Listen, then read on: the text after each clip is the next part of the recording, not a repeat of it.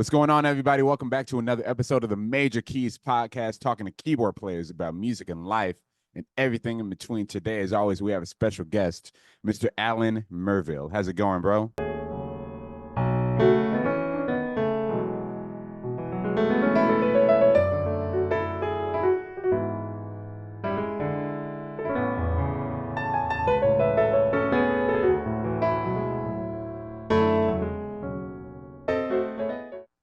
Doing great, brother. Pleasure to be here. Love what you're doing, love the mission, and I'm just happy to be a part of it.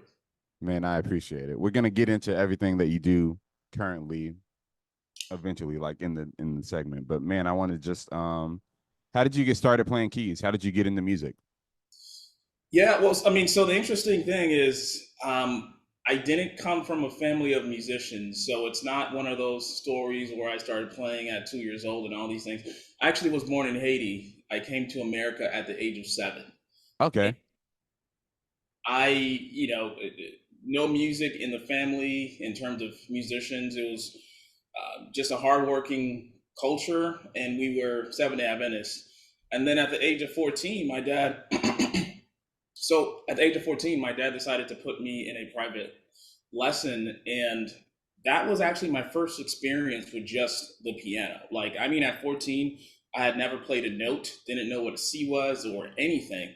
And right away, I just fell in love with the instrument, and it had a lot to do with with my private lesson instructor. He was just the way he taught just really captivated me. And so Hmm. I took private lessons for 1 year, and then I got really obsessive with it. I was practicing 8 hours a day. I was buying Oh DVD. wow. I was buying method books. I was online. I was buying finger weights to put on my finger, just because once I fell in love with music, I also realized that I was starting super late, Hmm. right? So I felt the need to catch up, and I'm naturally a super competitive person. So I was just trying to figure out ways to catch up, which is what led to all these little systems that I created to basically expedite my growth. And then from 14 to 17, at 17 is when I discovered like what Berklee College of Music was. Because Hmm. again, not being in the music space, never even looked at music colleges or anything like that. I was actually going to go to college for either theology or art, because I used to paint and sketch when I was young, and then I fell in love with music. And then, long story short, from 14 to 17, auditioned and got accepted into Berklee, and started the whole Berklee path, and everything that happened from there happened. But yeah, so I started playing at the age of 14, and just for 3 years just got really obsessed. Oh wow. So before you came to America, um, was there music in the house at all? Like, was there, like, even if you weren't playing, was like the culture, like, did you know, like, what were you listening to, or what were your parents like kind of showing you, like, what were you growing up on? Yeah, I mean, my memories in so one, Haitian music is compa. Okay. So, but I don't remember any music being played around the house or anything like that when I was in Haiti. Um, you know, the lifestyle was very different. The culture was very different. Not that music is not a part of the culture. Just I just don't remember being influenced by anything Hmm. like that. So much so that when I started to fall in love with music, it didn't really have a correlation with compa or anything that I had grown up on, right? Like at 14, 15, that's when I started to listen to like Kirk Franklin and like the gospel music of that time, because I was paying attention to music more. But I'm sure there was music being played around the house, but I don't know how much of an impact that had on me in terms of stimulating some sort of passion for it, but also influencing my musical preferences, whether it be melodically or rhythmically. Like, like if you grew up hearing a bunch of rhythmic style of music, you Right. develop a sense of rhythm and all these things. Nah, I didn't get none of that. Hilarious. So, all right, so you move here when you're where in the US do you move to when you're 14? Just curiosity. Connecticut. Okay, got you. Um, so when you move here when you're 14, do you know what made your dad put you in lessons? That's a question that I never asked him, but it was actually my sister and I were the ones he put in lessons, and I don't know the answer why, but interestingly enough, my sister was better than me when we initially started, but then she, just didn't have the passion for it. But I'm not sure why.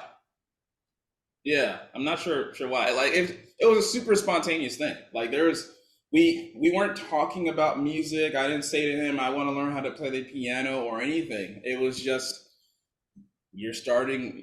I signed you up for for For a this. lesson, and there you go.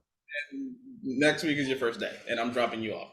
That's crazy. At 14, I'm trying to think of like I'm like, because like I started playing when I was 5. And Yeah, so it just kind of happened. I mean, like music was around the house, but I don't come from a musical family, quote unquote. Like yeah, I don't have the oh, I grew up playing at church story either. I like that's not my deal.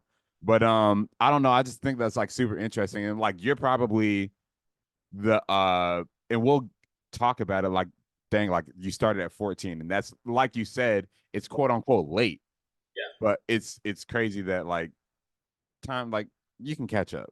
And yeah. there's also it's just kind of it's like a mind thing. Like as long as you like learn what to do, like it doesn't really matter when you get started. As long as you do, if you enjoy it and that sort of thing. Well, I mean, like there is a science to it, which is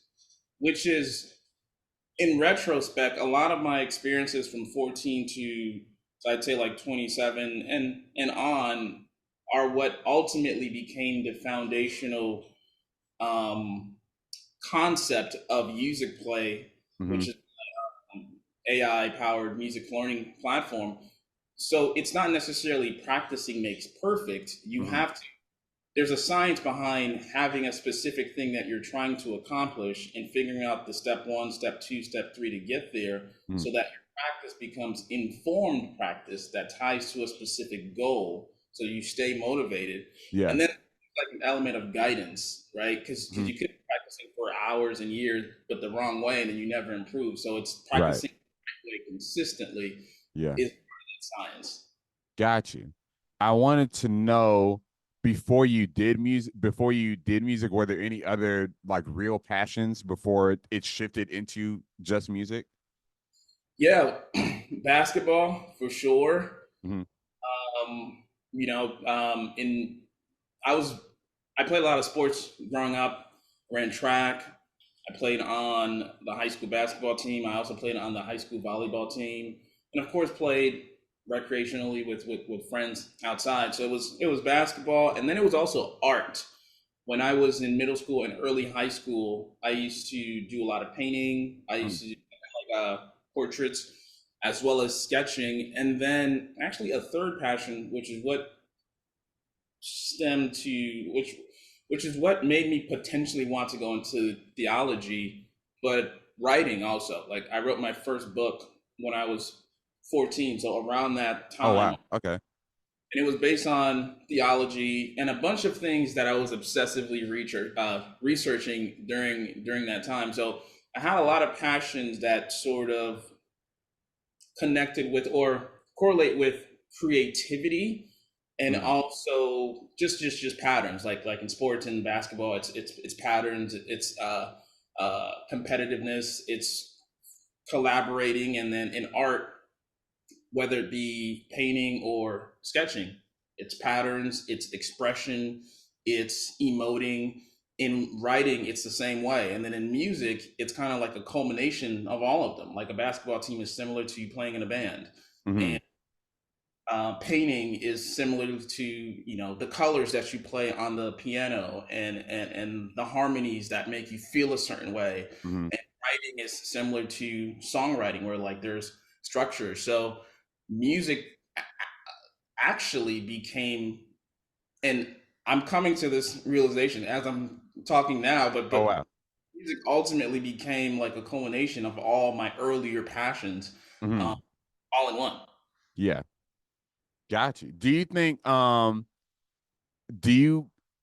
imagine music like in colors? Like do you have like synesthesia or anything like that? Or do you at least like even if you don't technically have it, do you think about it like that? Like when you're playing, like do you emote do you like if you're playing a chord or something like that, do you relate it to a color or a feeling or like something like that? Do you see music in that way? No, I don't have that superpower. I don't. I don't have that. I don't have perfect pitch either. So for me, it's more on the emotional side, Yeah. like textures. Okay.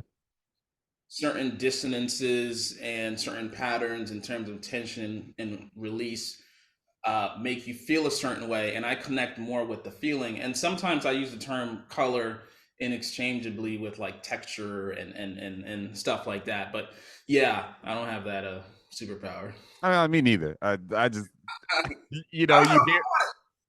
you hear about it, and I'm like, dog, that sounds great. Like Pharrell has it. I think Stevie Wonder has it. But it sounds cool. Like I'd Yeah, love to. Yeah. I don't know if I would want it though, because then it's like because when I listen to music now, it's hard for me not to analyze the music that I'm listening to. Bro, So talk about it, man. I don't know if I'd want to analyze and see colors and like perfect pitch and I don't know if I could just be a just consumer of just music and just you know just Let's enjoy. talk, man. Let's talk about that because when you start learning certain things in music, it's like when you hear a song, maybe like the first time you hear it, do you go in like sometimes I go into production mode for the first time I hear a song, or like I'm like, okay, well, they're gonna do this here, or Yeah, this should go there, or like they should have moved this over to the whatever. And I'm like in my head, I'm like, I'm already learning the song. I was like, okay, 2, 3, 4, 6 down, five, whatever. I'm already doing that. And so I do wonder, like for other musicians, is it hard to turn that off to just be like some music, like say more complex music, like say just Snarky Puppy, for example. yeah, I'm like, man, how does this sound to just the average listener? yeah. Like that, like a non-musician listener. Apparently, like it's enjoyed, but I'm Right. just like, I know, like us, we dissect it. So like, what is that like for you? Like, do you wish you could turn it off? Like, what's it like when you hear like a new song for the first time and all that sort of stuff? I've never been able to turn it off, and there are a lot of times when I just want to turn off. Like if I'm on vacation with the family, or if it's just my wife and and I and there's supposed to just be music in the background, whether it's at a restaurant or if you're just hanging out. It's just always there, and I Mhm. just can never turn it off. But so my mind goes to my mind goes a few different places. It goes to the production, but it also goes to the music theory, like what's happening here. Oh, that was an Mhm. interesting pattern. Okay, this is like I'm analyzing the harmony first. Oh, this is this chord. Oh, this is this progression here. I don't really ever think of song structure very much, unless it's like, oh, that was a cool transition, or that was, oh, okay, that was interesting. You guys went back to the interlude, but yeah, it's for me, it's something that I never turn off, or I don't think I'll ever be able to turn off per se. But at the same time, I don't know if I necessarily want to be able to turn it off because I think it kind of equates to any person in any other space, right? Like if you're in the marketing space and you look Mhm. at it commercially, your experience is very different than a regular consumer. You're analyzing it like, oh, that was a pretty good hook. Oh, okay, that was a great transition. And if you also come from a video editing background, you're watching content differently. If you come from a, cinema, if you do films or if you do film score, you don't just watch a movie. You're Oh you're yeah, right. So I don't think it's yeah, something that people are able to turn off, but I think that's probably what makes us unique. exactly, for sure. So you say you started taking lessons at 14 from this private instructor, and you said you really liked their technique or like approach. What did this person do that you really liked? And like how were you learning? Like, did you start classical? Like how? Tell me about that process. Yeah, I mean, so it was less about his technique and just more about how passionate he was, and he saw something in me that I didn't see in myself, Mhm. and that resonated with me. At the time, it was like super basic stuff, like learning what a C major scale is, Mm-hmm. Using the basic beginner songbooks where you're learning a one hand pattern and then, but the interesting thing is because he saw something in me, he started to take me to his church gigs in New York very, very quickly. Like a couple, maybe like 2 months after I'd been taking lessons, he started to bring me to his gigs. And during the car rides, we'd listen to music and Mm-hmm. he would ask me what I heard. Mm-hmm. And this was like my intro to ear training. He would say, "What's the chord being played?" And I got all of them wrong because I didn't even like I I could barely name the chords or name the progressions. And then when we got to the church, we were both playing for the service. Now you would think that at least he'd play another harmonic instrument, Mm-hmm. whether it's playing main keys and I'm playing organ, or it's vice versa, Yeah. or he's at least playing bass, but he went to play drums and then I played the organ. Oh man, he just put you out there. And my vocabulary was like I probably knew like six chords and I knew them all in one key. So it was flames, but for whatever reason, he was just super encouraging and he was always teaching me something new. And then he also played in this reggae band that the next year he put me in the band, not because I could play the music, but he just saw something in me that I didn't know existed in me yet. Right. I was the keys player for that reggae band, and that was also Flames because because here I am playing two keyboards, and this hand is playing this syncopated rhythm, and then this hand is playing this line, and I hadn't done any sort of practices where I was playing two different patterns in both hands.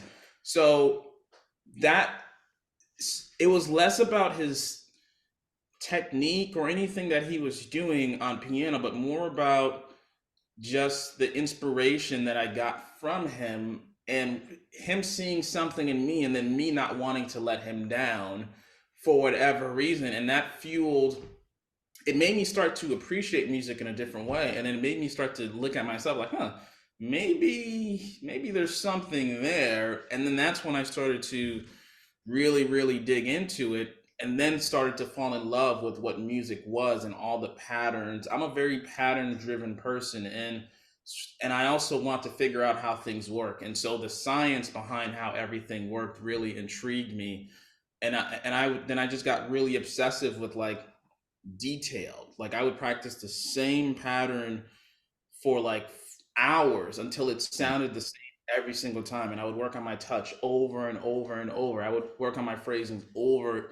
Just got obsessive with the minutia of it all. And that's yeah. So that's really what it was for me. That's such an interesting story. I can't imagine. I mean, like I was when I was younger, I was classically trained and but like I also learned like R&B, some gospel and all that sort of stuff here. But my teacher, similar to you, I had multiple teachers, but like my teacher, oh yeah, like you've got something there, but they didn't put me out there by myself. Like I was like, hey, yeah, you can play like second keys or like third keys, and you can get it. But man, throwing you into the fire, I guess like that's just the best way to really, Yeah, I mean, yeah. I'm I'm glad he did it Mm-hmm. because it expedited my growth. Because like going from a beginner at 14 to Berkeley at 17, I didn't realize how crazy that was until I got older. And I started talking to musicians who have been playing for years and all that stuff. So it wasn't just practicing 8 hours a day. It was really trying to understand why things work the way they do and how to develop technique and how to develop phrasing and like just being an engineer um, about it all, but also having that internal passion and that drive and putting it all Mm-hmm. uh, together. So yeah, I mean, I'm glad he put me out there because I think that gave me confidence. He gave me confidence. Yeah, man, shout out to him. Shout out to teachers that believe in people and don't give up on you. Because there are like two instances where I could have gotten dropped, but I didn't. Like my first piano teacher when I was 5, after like a few weeks or like a couple of months, he almost told my mom like, "Hey, he's not getting it." At 5?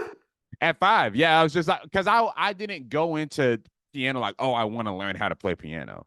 I Mm, like sing and dance around the house, and I guess like my parents saw that there was something there. I thought I wanted to play guitar, but my mm, dad put me in piano lessons. I just found this out like a year ago because he was like, you can get there's way more opportunity for piano than guitar. Like if you like you can do a solo gig on piano like faster than you to get it. That was his philosophy, and I still haven't really picked up a guitar. So that was when I was 5, and so but like my teacher was like, hey, he's not really getting it. So we almost told my mom like, hey, you don't be wasting your money. Just golly. so that almost I mean like if you're going to lessons every week and this is like you're not into it, it's just like dog, just let me teach people who really want to teach. So that almost happened, and then getting accepted into college. I wasn't accepted into the college because of my SAT scores, and so I skipped out on my audition. I didn't know like that it wasn't like an automatic thing or whatever. So like my instructor, he called me. He's like, "Yo, I drove all the way to this school because like I drove all the way to this school because you were supposed to audition today and you just bailed on me." And I was like, I didn't. I thought that it was like an automatic thing. If I was accepted into the school, I thought the applicant like the audition got canceled, all that sort of stuff. He was like, retake the test. I see something in you. Come on to the school, and that's how that happened. So Interesting. shout out to them, man. Shout out to them. But yeah, so tell me about your the Berkeley experience then, especially with you like because your perspective is not like, oh, I breathe music. I've breathed music since I was 3 years old. So tell me about that experience. Yeah, I mean, everyone has a different Berkeley experience, and it's funny because I have this conversation often with friends. Not so much now, but in my 20s, some people will say that Berkeley was terrible for them or wasted their time. Some people it was great. For me, it was amazing Mm-hmm. because um, I for the first time I was in a place with all of the best musicians in the world. Mm-hmm. Throughout my life, there's always a fork in the road where I have to make a decision when I'm faced with a challenge. It's either you lean in and you allow that challenge to develop you, and you lean into the discomfort of pain and progress and feeling insecure because you're like not as great as you thought you were, but you're so motivated that actually fuels you. Mm-hmm. Or there's the other option where you're like, okay, you know what, I'm gonna take the easier route. This ain't for me, and this is too challenging. Mm-hmm. I tend to lean on the first option, and for me, seeing how far away I was, because even though I went to Berkeley, I didn't grow up in the music scene, so Mm-hmm. I wasn't seeing like talent and like skills that were crazy. I was a little overconfident. I was thinking that I'm gonna go in there, people are gonna hear me play, and I'm gonna do. Whoa. And I heard cats from Africa, cats from Germany, cats from Asia, and like Ridiculous. going down the hallway and just listening to what people are doing in the practice room, who are my age and some younger. It was super humbling at first, right? So, but that was great for me because that got me really excited.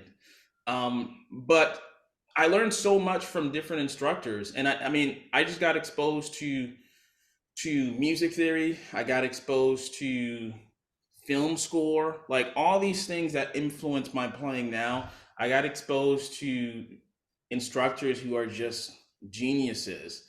I got exposed to talented musicians, and it gave me just so many resources. Like, I didn't necessarily go to Berkeley thinking I'm going to get this degree and then this degree is going to open doors for me. Mm-hmm. I went to Berkeley knowing that this is the place that has the best of the best. Mm-hmm. Me being around the best of the best is going to make me great. Mm-hmm. What I'm going to do with that greatness will be defined. Well, what greatness is will ultimately be defined over time as I go through this process. But I'm I'm okay with not necessarily knowing what steps 6 and 7 looks like, Mm-hmm. but I know what steps 1 and 2 look like, and I'm okay with going down this road Mm-hmm. of discovering what my life will be like over time, and having the mindset of um, consistent or constant discovery made me super curious. And everything I thought I knew was just like doubled and tripled. And then I started to push myself to be, I just became an opportunist. So if I learned something, I told people about it. Mm-hmm. I figured out a pattern, I posted content about it. And that opened doors for me because other people started to resonate with that content. And I was teaching at different in different verticals. So I taught kids in person.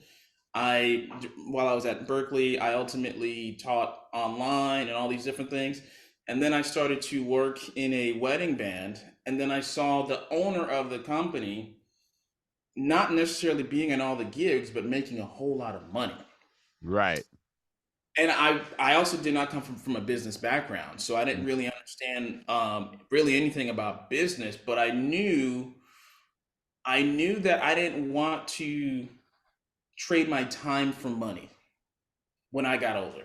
I Mm-hmm. wasn't necessarily using that language per se, but I knew that I wanted wealth. I wanted to live comfortably. And I figured out very quickly after going on my first tour and doing gigs that I don't want to do the 4 gigs a week thing and Mm-hmm. have to trade and yeah, basically trade my time for money where the only way I made money was that I had to do this thing.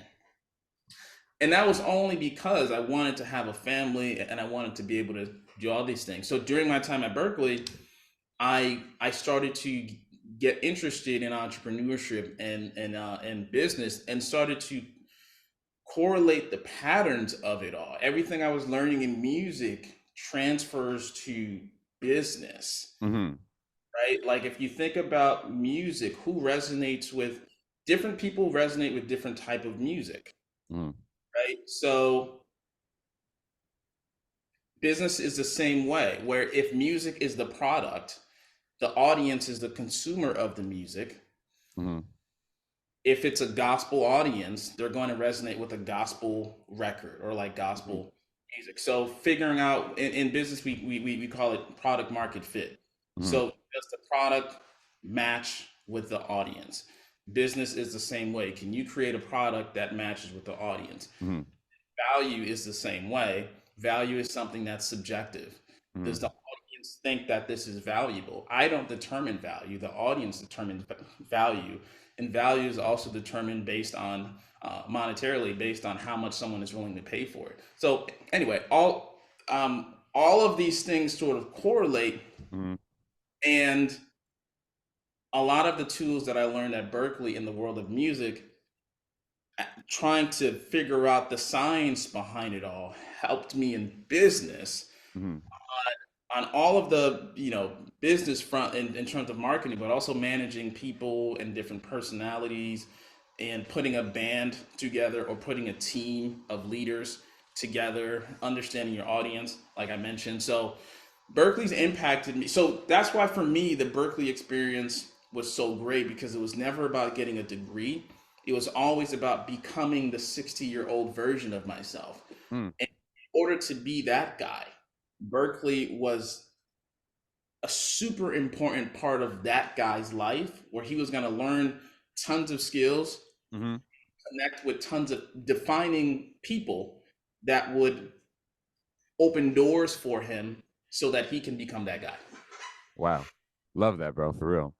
And so I know, so well, I want to know who you went on tour with, but also I want to know, like, you owned a wedding band in when you were at Berkeley, right?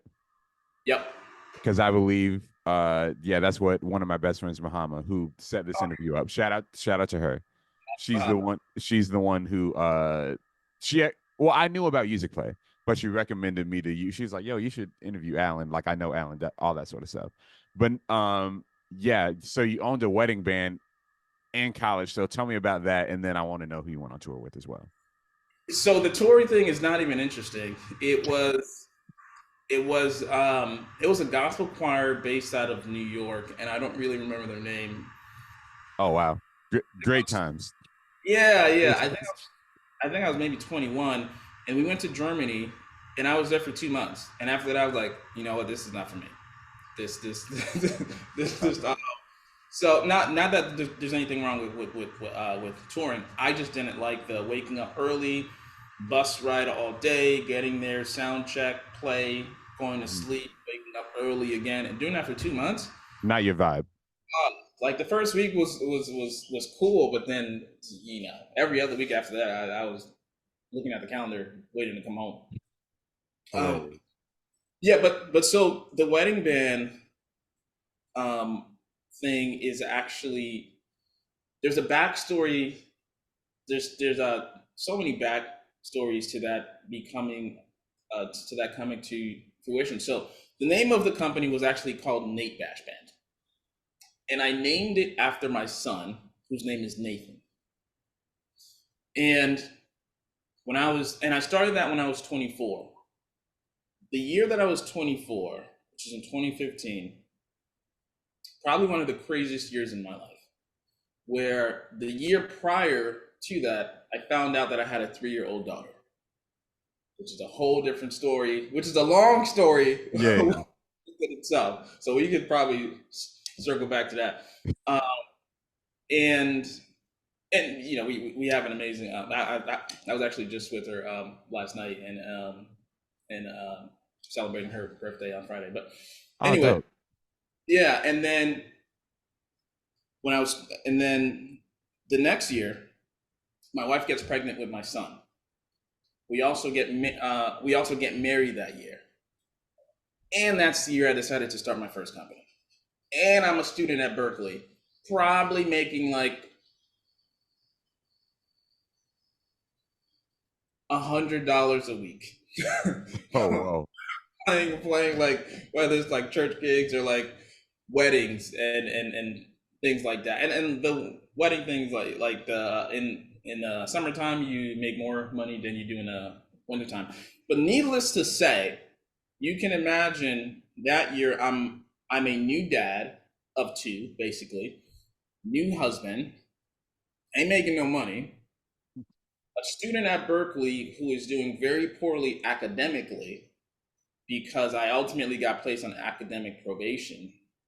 And that's another interesting story too, because I ultimately became a professor at Berkeley and taught there for 3 years. But placed on academic probation, not because the material was hard, but just because I did not go to class. I only went to the classes that involved playing music, but all the general studies, all the classes that had more weight to it that were just not interesting, just didn't go to. So that brought my GPA down. And then so during that time, it's just everything is just crazy. So the business owner that I mentioned that was making a lot of money and not necessarily being on the gigs, I actually partnered with him to start Nate Bash Band. Mhm. The way that happened was I was already playing in his company during wedding gigs. And then back at my parents' house in Trumbull, Connecticut, one of the neighbors said, "Hey, I saw your son playing, or no, I saw you guys do a cookout last year where your son put together a band. Could he do that for for an event that one of my friends are gonna have?" So my mother actually reaches out to me and says, "Hey, this woman wants you to put a band together on this date." I happen to already be gigging on that date, so I knew I couldn't be there. Then I thought to myself, "Wait a minute, I've seen this guy put bands together and Mhm. he's not physically there. I could probably do something similar where I put together a band, figure out the gear, who's going to be there, who's going to be the manager, rent a car, and actually try to make money there while I'm somewhere else." That's literally how my journey in business started. Mhm. That gig, I made zero money Mhm. because all the money that the client paid went to renting the van and paying the band. But then you know, uh, interestingly enough, after that experience, I went to the owner and I said, "Hey, you know what? I think I want to do my own thing." Now, it's super naive to think that business is so easy where I'm just going to get consistent Right. consistent clients and have a full calendar. But at the time, I didn't know any better. So he says to me, instead of going instead of doing it on your own, why don't we partner? Right? He had the relationships with the industry, and I had the relationship with musicians in Boston. Yeah. And I had by that time I was skilled enough where I was playing multiple keyboards. I was programming sounds. I could do the thing. And so then the partnership looked like I was the operator essentially, and he was Mhm. handling sales. And so that first year, man, I had to spend like thousands of dollars buying a PA system, and then I had to buy a company van, and then I had to recruit talent to join my band. And my band, being a new company, just couldn't afford to pay market rate because we hadn't had bookings yet. So I had to sort of leverage just my goodwill and my relationship with people and say, hey, just come perform with me and let's Mhm. build this thing. So people actually started to join because they wanted to play in the band with me. And on the gigs, I was directing the music, so I was calling tunes. So I had my song list. I was Right. playing keyboards. I was also doing live sound, so I had my mixer next to me as well, and I was also the MC. So You. This is stressful. so that was a new thing for me because I've always had a fear of public speaking. So if we're doing like 50 dates, anywhere between like 40 to 50 dates a year, I'm speaking in front of a crowd that's 100 to 150 Hmm. people, and it's not like I'm just reading a thing. It's I have to be the hype man, which is out of my character.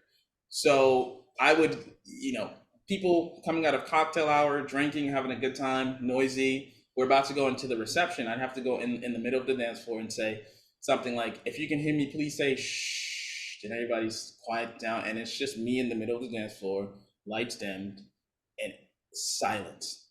And everything I say has to be perfect, and I have to get them hyped because I have to introduce the bridal party and all these things. So it was I was terrified, so much so that before every gig, I would go in the bathroom and just kind of like try to get myself Yeah. um, there, because interestingly enough, the reason why I was the reason why I've always had a fear of public speaking is because I had a really bad stutter growing, Okay. Yeah. and I never really spoke up in class, and and all these different things. And even now I still stutter, but that's another thing that music helped me figure out over time, is how to stop stuttering. But anyway, so that's how the company, the wedding band, started. And the first year it was like that. Then the second year, I started doing the sales. So now I'm not just operating the business, I'm also booking. In addition to him, I'm jumping on calls with clients. So now I'm learning how to sell. Yeah. First year was learning how to be an operator, Mm. was learning how to recruit, learning how to train musicians to sound like a band and putting them on gigs, learning how to manage a budget, learning how to talk to coordinators and be Hmm. professional on site, and then learning how to do sales, and then learning just how to manage it all. So after doing that for 3 years, a bigger company out of Boston actually bought the business from me. Hmm. And as a part of that acquisition, they hired me as director of operations for their company. So now I'm doing everything I was doing at a much larger scale, because now I'm running multiple bands. So um, yeah, man, that's how it got started. And that's another one of those things where in my 20s, it's just like, how many skills can I acquire? Right. How can I acquire them? How many challenges can I conquer? that was another one of those moments where there's this option that's very difficult, but you're thinking about this 60-year-old version of me that I got to be. And that guy does not fear public speaking. Hmm. That guy understands how to operate a business. That guy understands how to have tough conversations with his friends, even though they're friends, it's still business. Right. And that guy knows how to do sales. And that guy knows how to make difficult decisions. So if I want to be that guy, I can't not do this. Right. Right. So everything goes back to that North Star. And that's just one of those moments where and I still make my decisions based on that guy. Yeah, man. I love the foresight, man. It's amazing, bro. So now, current day, your it seems like your biggest thing that you're doing is Yousicplay. So tell people about Yousicplay, what that is, and just give us the rundown. Yeah, man. Musicplay is will be the first ever music learning platform that creates personalized, lifelong music learning powered by AI and legendary instructors. Right? If you're familiar with Duolingo, we do for music what Duolingo does for language. Like, Okay. yeah, Duolingo revolutionized language learning, expanding the market to a $10 billion valuation by making language learning fun, accessible to anyone with internet connection. And we're Mm, doing the same thing. And you know, the interesting thing is the music education market is 13 times the size of the language learning market, but it's mm, super fragmented and the retention sucks. So much so that over 50% of people who take music lessons by the time they're 17 they ultimately quit. So you know, like you for a market that's that big, mm, and something like music that's a part of our day-to-day experience, why are people quitting so much? mm, And it's really for four simple reasons, which is, you know, they don't like their teacher, practicing isn't fun and takes up too much time. They're unable to learn the things that they care about, and it's expensive. And so User actually solves all of these problems where we create an AI powered gamified music learning platform with celebrity instructors that mm, allows students to basically customize the learning experience. So they get to choose their teacher, they can learn any music skill, and create goal driven lesson plans, all for, you know, a fraction of the cost of traditional music education. So mm, like globally, I mean, there's 1.2 billion people globally that play at least one musical instrument, but can't access enjoyable, inexpensive, and convenient music learning solutions. So our mm. vision is the number one music learning platform in the world for music creators, for music professionals, for kids, for teachers in schools, and bringing world class music education to anyone with an internet connection, regardless of location or financial constraints. Yeah, bro. Love that, man. And like, I think it's cool that it's just like because you talked about it earlier, man. If I'm gonna learn something, I'm gonna try to pass it on to you. And so like I really think that that's dope, bro. I have a Shedrick's class and I have Corey's class. I've dug into Shedrick's a little bit, but I haven't dug into Corey's yet. But nah, bro. I love what you're doing. Y'all check it out. Of course, it's gonna be linked in the the whatever. So yeah, man. Yeah, I mean, so worth mentioning that there's two versions of the company. Okay. So the version that currently exists and is accessible right now doesn't have the AI and ML sort of component where Mm. it's got the performance feedback or the Hmm. personal roadmaps. That's actually the version that we've been building. Okay, And got you.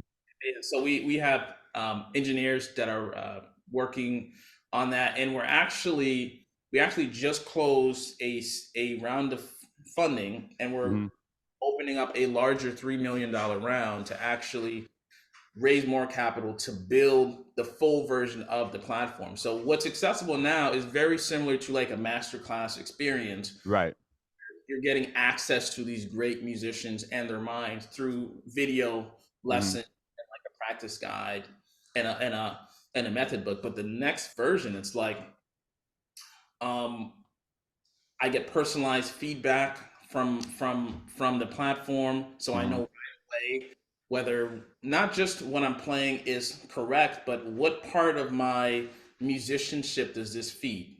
Is this increasing my theory? Is this increasing my technique? Is this Mm-hmm. increasing vocabulary? And everything is personalized to me, like the user, and the platform adapts to me and evolves with me. So I may want to learn how to play piano, but maybe I want to learn how to play Christmas songs on the piano. Maybe I want to learn how to write songs on the piano. Maybe I want to use the piano to produce. So my interest in music evolves over time, Mm-hmm. and the platform learns about me and actually recommends new lessons for me to take based on my interest. So that's one of those interesting things that over like my 13 years of teaching, you learn that music is this endless journey. It's not about taking 20 lessons and then that's it. Yeah. You evolve over time as you gain interest in other things. And that's actually what solves the whole retention problem, because you have platforms that offer a subset of lessons and that's it. Mm-hmm. It doesn't feed the lifelong journey of music and the evolution of it over time. So that's really the thing that we're trying to solve for. So whether you're a kid or whether you're a school or a teacher that has a classroom of 20 kids that all want to learn a different thing, but you can only teach one thing, well, the platform will do all the teaching because each kid will have a personalized roadmap that ties to the one goal they're trying to achieve. Mm-hmm. And all you as a teacher have to do is just look at the dashboard to look at Mm-hmm. their performance score, and you give them a passing grade. So that's how we're democratizing music education in this new age. Gotcha. I'm looking forward to the advancements of it, bro, because that sounds really dope, bro. All right, bro. Couple of things that we ask everybody. What's the worst gig that you've had? Or the worst thing that happened to you on a gig? Like any just bad gig experience. Yeah. Yeah, I got a couple. Two come to mind right now. One is when I was just starting. I was probably like 15 or 16, maybe closer to 16.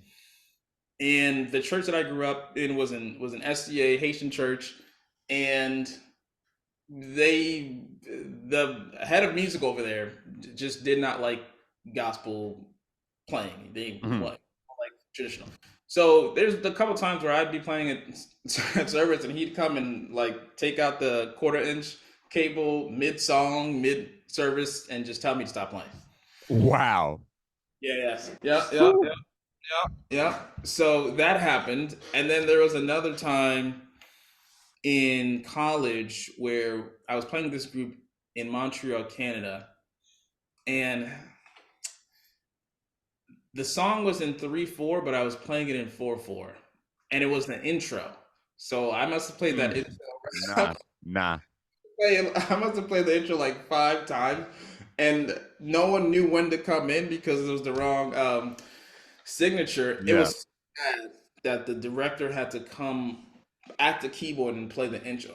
And as soon as he started playing the intro, I was like, "Oh my gosh!" I was playing it, and that was the wrong meter. And so that's those are the two that I Those are bad. Those yeah, are yeah. bad. No, those are bad.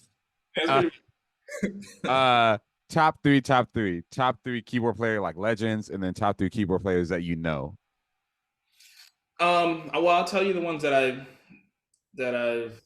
Dang, three is pretty tough. So If you want to do more than three to keep it even, you can do three. But the segment's still called top three, top three. Yeah. I'll say it based on who's influenced me the most. Bill Evans, Mm-hmm. Michelle Petrucciani, Art Tatum, Mm-hmm. Herbie Hancock, Sure. and actually, yeah, I'll just keep going. Eddie Brown, Jason Tyson, Corey Henry. There you go. Yeah. Got Yeah. you. And then like what about the top three that you know, like that you can call up like your homies or whatever or anything like that, yeah. Or your professor that you were talking about. Yeah. So Yeah, I'd say Corey Henry, definitely. Corey Henry, Jesus Molina, and Jordan Rudess. mm-hmm. Probably the top three. That's probably just known worldwide Mm-hmm. that I personally know. Got you. Got you. Build your own super group. You have an unlimited budget, unlimited availability. You do not have to be in the situation, but you can build your own band, rhythm section, horns if you want to, and they're accompanying a vocalist. Who do you want in this group? The only caveat is they just have to be alive. So this is gonna be kind of interesting and kind of embarrassing because I don't really know a lot of names like that. Mm-hmm. Um, what kind of music are we playing? This is your thing, bro. If you wanted to be if you wanted to be a gospel group with a super band backing up Kirk Franklin, if you wanted to be a super jazz group backing up a jazz vocalist, this is whatever you want. Yeah, I would hire Adam Blackstone and then have him pick the band. It's an easy way out. Yeah, But who would at least be on keys and who would y'all be backing up? yeah. I probably want Corey on keys. Um, I'm blanking on a couple names. I know their faces. And I don't want to butcher names. Justin. Justin Lee Schultz. No, Justin, what does Justin play? he plays keys. Justin Stanton from Snarky Puppy? No. Okay, you lost me. Yeah. Man, I'm doing really bad with this one. It's all good. Yeah, yeah. I would outsource it. I would hire Adam Blackstone and have him pick the band because I'm not good with names. It's all I'm better. good. Well, who are they accompanying then? Like, who's the lead artist?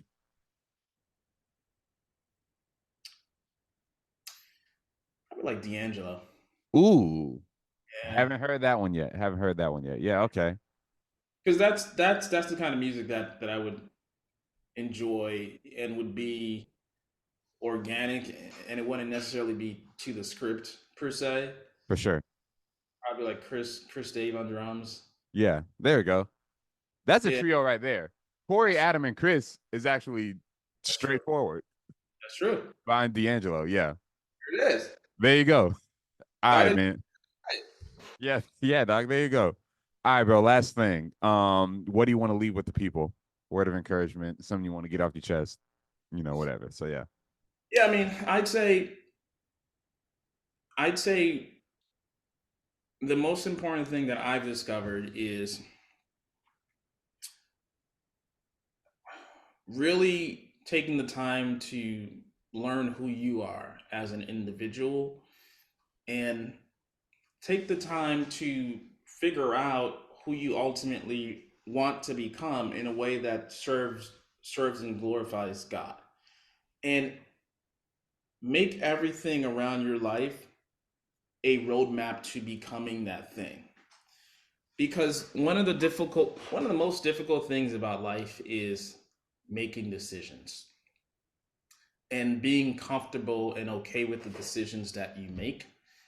But one of the easiest ways to make a decision is if you have clarity on what the destination is, right? Like if I leave my house right now and I just go outside and start walking around, and I have to make a decision at every intersection that I run across, it's a gamble whether I should take a left turn or a right turn. But if I know for sure I'm leaving my house to go to the YMCA or mm-hmm, to go to CVS, the destination is clear, then all of my decisions are super easy. mm-hmm, Now, the making of the decision is easy, but maybe the path in front of me may be difficult. Like maybe mm-hmm, this right turn has a hill mm-hmm, that I have to climb.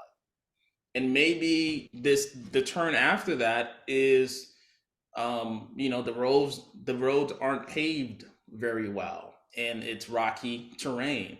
But so the journey isn't necessarily easy, but at least you have clarity on making the right decisions, and then that clarity gives you confidence, that clarity gives you assurance, and everything you do is tied to you just growing and you just developing. So it's less about, I would do that for every aspect of life. I would do that for music and try to be as specific as you can. Like there's a difference with saying, I'm gonna leave my house and go downtown Mm-hmm.